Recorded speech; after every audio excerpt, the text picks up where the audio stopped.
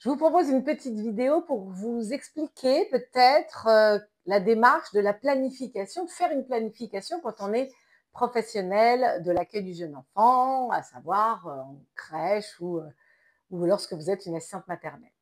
Alors pourquoi est-ce que c'est important de planifier son travail? Eh bien, ça permet un cadre et ça permet un cadre structuré. En fait, planifier ses activités quand on est pro, de la petite enfance ou n'importe quel métier finalement.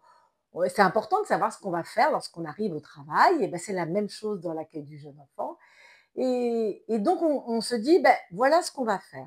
Ça répond donc à plusieurs objectifs qui sont très importants. Un, comme je viens de vous le dire, pardon, se préparer pour mieux accueillir l'enfant. La planification, elle permet de se projeter dans la journée ou dans la semaine. Alors ça, c'est en fonction de chacun. Est-ce qu'on fait une planification à la journée ou à la semaine? Ça, c'est en fonction de chacun. Elle permet, la planification, quelque chose d'essentiel, une posture professionnelle réflexive. On va réfléchir à sa pratique. On est une professionnelle et donc on réfléchit à sa pratique. On ne fait pas les choses au feeling, hein, on ne fait pas dire tiens, ça serait bien, ça fait longtemps qu'on n'a pas fait ça, hop, on fait ça. Non, on anticipe les besoins de l'enfant, et puis on observe l'enfant, on observe son groupe et on se dit tiens, on va travailler ça. Alors nous, on travaille, eux, ils jouent. Et puis, avoir un cadre comme ça, eh bien, ça libère toute la créativité. Plus on a un cadre, et plus on est inventif, plus on imagine des choses, et puis plus on est souple finalement. Parce que plus il y a un cadre, et plus on peut s'amuser à l'intérieur du cadre. Donc vraiment, on va exprimer pleinement notre professionnalisme, j'ai envie de dire. Et puis, alors, on va adapter, bien sûr, hein, les propositions en fonction du développement de l'enfant et des stades de l'enfance. Alors, je sais que le référentiel national dit qu'il ne faut pas faire la planification en fonction des sphères du développement de l'enfant. Bon, là, je ne vois pas comment on ne peut pas le faire. Enfin, ça me semble tellement évident. C'est ce que fait tout le monde, c'est ce que font tout le monde, tous les autres pays. Alors, je ne vois pas pourquoi vous ne le ferez pas. Donc, ça permet, par exemple, de cibler certains domaines, si on veut travailler la motricité fine, si on veut travailler tout un tas de choses, parce que finalement, l'enfant, lui, peut-être que ça va être une activité qu'il connaît, mais peut-être que c'est une activité qu'il ne connaît pas du tout, qu'il n'a jamais fait. Eh bien, planifier son travail, ça permet de voir, tiens, l'enfant, tel enfant, il y va pas, on va le refaire, on va le faire demain pour permettre à l'enfant de s'habituer à une activité et de renforcer, bien sûr, ses compétences, hein. Donc, c'est hyper important. Et en plus, ça permet aussi, comme je vous le disais, d'ajuster son observation. Parce que quand on sait ce qu'on va observer et qu'on le planifie, eh bien tout d'un coup, on accompagne l'enfant avec plus de précision et de recul. Je rappelle qu'on est des professionnels.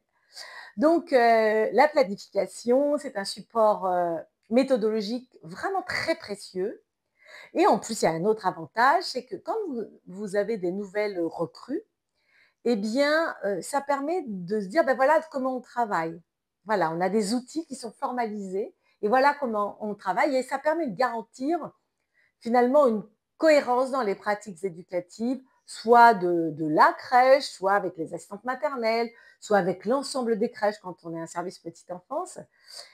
Et puis, la planification, ça permet aussi de faciliter les échanges entre professionnels et aussi avec les parents. Donc, c'est très, très, très important. Et pour en revenir aussi sur les stades du développement de l'enfant et puis sur les sphères du développement de l'enfant, eh bien, quand on a ces fiches-là, ça nous permet de dire, tiens, est-ce que vous êtes sortis tous les jours? Et si on voit que finalement, ils sont sortis que 2 fois deux fois dans la semaine, eh bien, la directrice, la référente pédagogique, elle va peut-être pouvoir utiliser les outils pour faire tiers, pour permettre, se dire, bah, tiens, voilà, vous êtes sortis dans cette section que 2 fois dans la semaine. L'objectif, c'est de sortir tous les jours. Donc voilà, sur la planif, comment est-ce qu'on peut faire? Ça permet de mettre un peu du tiers. C'est pas si mal, hein, et je sais pas, on peut dire, bah, d'après le cadre, d'après notre planification qu'on fait d'habitude, eh ben, c'est important qu'ils aient des activités à l'extérieur tous les jours. Voilà, ça permet de mettre un peu de tiers et c'est pas si mal et c'est plutôt finalement, rassurant, pour les équipes, dirigeantes et puis aussi pour, toutes les équipes, hein. Donc après, il y a pas de méthode pour faire, une planification, hein, il y a pas de recette. Chacun fait comme il veut, chaque professionnel, chaque structure, doit trouver sa propre temporalité, ses propres outils. Est-ce que c'est tous les jours, par semaine? Tout dépend des besoins et de vos contraintes finalement, hein. Et puis quel support utiliser? Pareil. Chacun va utiliser les supports qu'il préfère. Est-ce que c'est des fiches papier? Si c'est un support numérique? Bon, l'objectif, c'est que tout le monde voit enfin, la planif, hein. Si c'est dans un ordinateur, bon, en tout cas, il faut l'imprimer pour que tout le monde le voit. Ça peut être sur un tableau Velleda, voilà. C'est très, très important. Donc, donc la planification, c'est pas un carcan, quelque chose de très, très rigide. Elle doit, laisser place aux imprévus, aux envies des enfants, aux opportunités du moment. Il fait beau, il fait pas beau. C'est important. L'im c'est vrai l'important, c'est d'en avoir un et de l'avoir de manière récurrente. On le sait qu'on le fait tous les jours ou toutes les semaines, ou tous les mois. Bon là, ça a moins de sens, mais enfin après chacun fait ce qu'il veut. Mais, voilà, ça permet de d'être dans un âge réflexif et de vraiment professionnaliser, heu, notre pratique qui parfois manque de professionnalisation et il n'y a pas de raison que tous les autres métiers savent le faire et que nous, on soit un peu à la traîne. Donc voilà. Donc en résumé, la planif, que ce soit en crèche ou chez la SMAT, ça permet d'anticiper, pour mieux accueillir alors, les enfants, d'observer toutes les activités, elle leur apprendra des fiches d'observation et puis de partager, entre professionnels.